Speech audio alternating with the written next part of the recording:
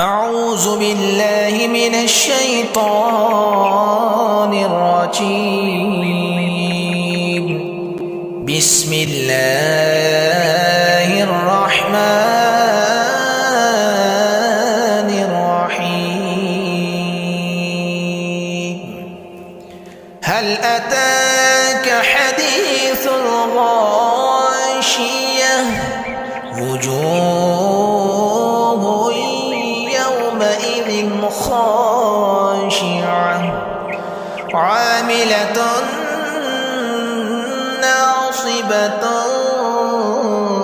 تصلى نارا حامية تسقى من عين آنية ليس لهم طعام إلا من ضريع لا يسمن ولا يغني من جوع. وجوه يومئذ ناعمة لسعيها راضية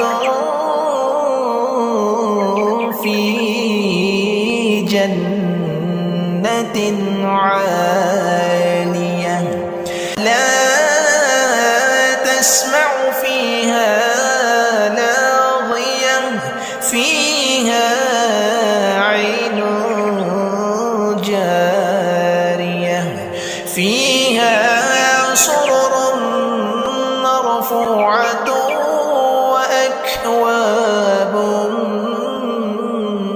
موضوعة ونمارق مصفوفة وزرابي مبثوثة أفلا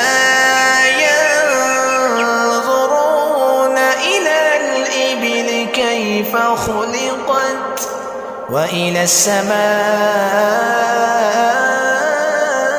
السماء كيف رفعت وإلى الجبال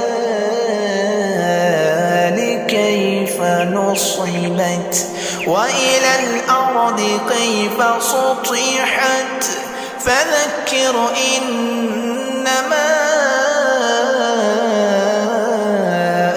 أنت مذكر لست عليهم